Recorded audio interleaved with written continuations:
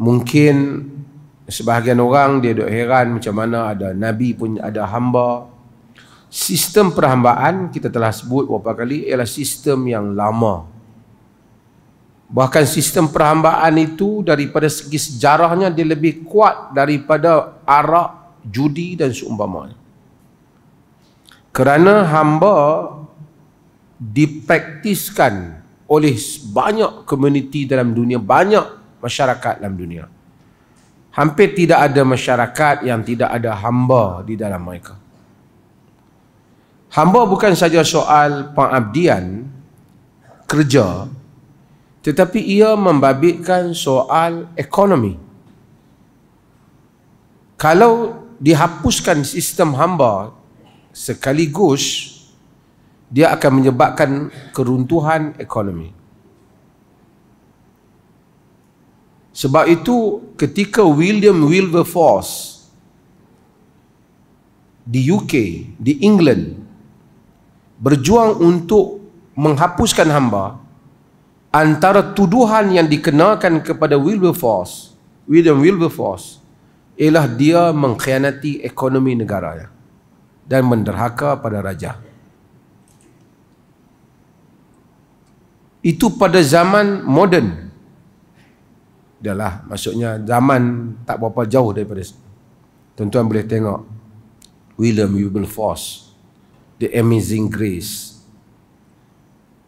Dan Abraham Lincoln, kita lihat apa kesan apabila beliau cuba menghapuskan hamba di States, di Amerika Syarikat. Dahsyat dia punya pertarungan itu. Sebab dia bukan soal orang tu ada hamba, pekerja mau bayar gaji tak mau bayar gaji, tapi soal mereka ni bekerja di ladang dan macam-macam lagi, bekerja di rumah, generate economy. Bila Nabi datang, sistem hamba sudah ada di Mekah. Untuk nak menghapuskan hamba sekaligus, dia akan meruntuhkan semua sistem ni. Kalau kita lihat kepada Arak tu, khamar bukanlah terlalu manusia memerlukan arak. Tu pun stages, berperingkat-peringkat Islam nak haramkan. Kerana manusia perlukan tempoh itu. Bila Islam datang, manusia curi orang jadikan hamba, orang kulit hitam sering jadi hamba. Dan yang paling kritikal ialah orang yang ditawan di dalam medan peperangan, mereka menjadi hamba. Kalau Islam putuskan hamba ini hapus sama sekali, orang Islam yang ditawan dalam medan perang menjadi hamba, orang bukan Islam yang ditawan dalam medan peperangan bebas. Dia satu galakkan mereka untuk tidak takut berperang dengan orang Islam. Jadi apa yang kita lihat, yang Islam lakukan ialah Islam telah menggalakkan membebaskan hamba. Banyak pahala bebas hamba. Nabi bebaskan hamba. Siapa bersetubuh pada bulan puasa bebas hamba. Hukum tu bebaskan hamba. Yang ni bebaskan hamba. Banyak bab bebaskan hamba. Supaya kalaulah hamba tu di dalam satu kantung, kantung yang keluar itu begitu banyak. The only, satu-satunya pintu yang tidak dikunci rapat ialah pintu peperangan. Yakni kalau ditawan, kau datang perang, kau jadi hamba. Pun Islam letakkan tak boleh pukul, kena bagi makan apa yang bagi pakai, tak boleh seksa dia. Cuma hamba ni dia tak ada gaji. Dia tak ada gaji. Kalau hamba dimiliki oleh tuan yang lelaki, hamba itu perempuan, tuannya boleh menyutubuhinya. Sebab tu perkataan al-waladu lil firash, anak itu kepada firash. Firash itu bukan maksud sahaja suami, tapi bermaksud juga tuan. Maksud kalau anak tu lahir ada suami, bin suami tu. Tak kira lah, mungkin rupa dia macam jiran sebelah pun, tapi bin suami tu. Islam anti gosip. Melainkan suami itu deny. Suami kata no, this is not my son. As long as suami tidak deny anak dia, and nobody has right to deny. Tidak ada siapa yang ada hak untuk pergi deny anak orang. Ijma' hal itu di kalangan para ulama.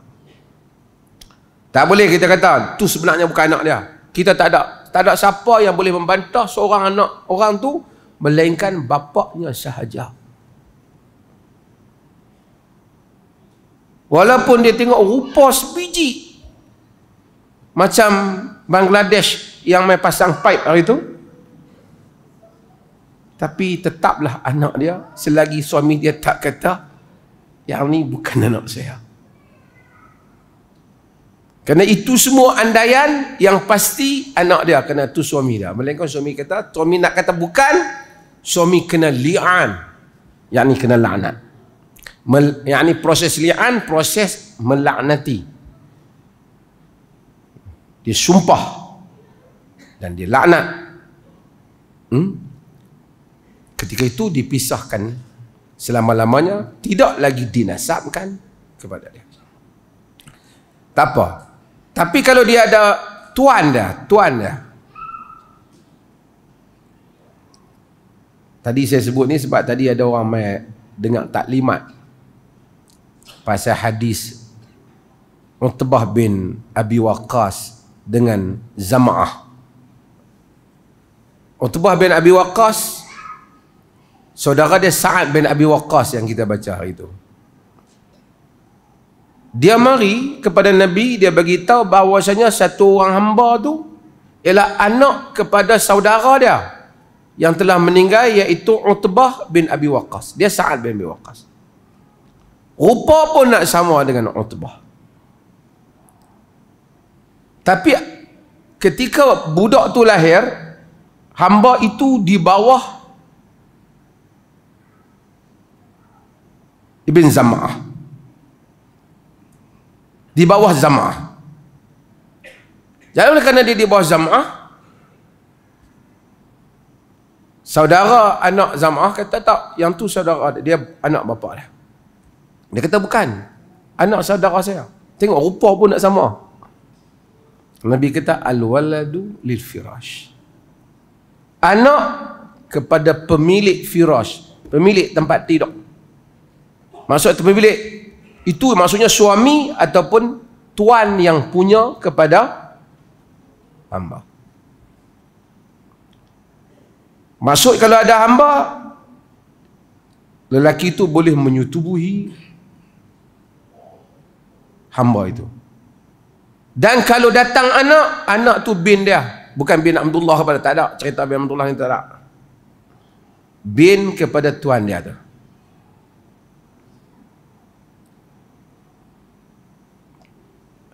Begitu excellent sistem yang dibuat oleh Islam, sehingga menyebabkan hamba tak ada lagi dalam dunia Islam. Pasal semua pintu keluar dibuka, hanya pintu masuk satu, iaitu peperangan. Kalau pintu tu pun masuk tak ada, zaman dulu bukan ada penjara apa-apa, tawanan perang nak letak mana. Jadi kalau ada pasar hamba, macam filem Tiga Abdul tu, dia macam tu. Saya pun heran macam mana Piramli pandai. Dia memang ada pasar jual hamba. Orang jual hamba. Cuma bezanya dalam Islam, tak boleh duk pukul hamba, seksa tak boleh. Tak boleh seksa hamba. Dan kalau kita ingat, yang bunuh Umar bin Khattab, Abu Lu'lu' itu merupakan hamba kepada Mughirah bin Syu'bah. Dia pernah mengadu pada Sayyidina Umar bahawasanya Mughirah tak adil pada dia. Sebahagian kata dia bekerja, tapi dia Umar cakap pada Mughirah memang nasihat, tapi Umar kata kau taat dia. Dia kata yasi'adluhu kullu ahadin illa ana. Keadilannya meliputi semua orang kecuali aku. His justice sufficient for everyone except me. Maksudnya aku saja yang tak dapat keadilan. Itu dia kata pada Umar, dia akan buat pisau yang diingati itu. Tapi yang pentingnya masa tu banyak limpahan hamba. Hamba hasil daripada peperangan ni. Tapi kita lihat dunia Islam hilang hamba. Tinggal tak ada. Orang kata ada penulis barat, orang-orang Islam juga yang baca bab ni kritik di mana keadilan Islam tentang hamba.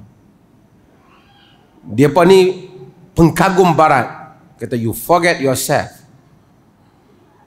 Barat, William Wilberforce daripada mula sampai ketua table motion ni di parlimen untuk buang hamba, gagal sampai tua baru dia berjaya. Abraham Lincoln, perhambaan di kalangan punya dahsyat. Dulu siapa yang tua-tua mungkin pernah tengok filem Kunta Kinte. Dan boleh tengok banyak, hatta filem-filem barat yang baru menceritakan kezaliman orang dulu. Thauban, hamba Rasulullah sallallahu alaihi wasallam. Tapi bila Rasulullah bebaskan dia hatta ketika dia Rasulullah, dia masih sayang kepada Nabi, meriwayatkan Nabi, menangis apabila mengenangkan Nabi. Itu beda dah. Padahal mereka itu datang daripada jalur-jalur hamba. Supaya nak bagi tahu sebahagian orang, apalah Islam ni ada hamba lah apa. You kena baca tentang cerita hamba ni. Slavery, perhambaan ni.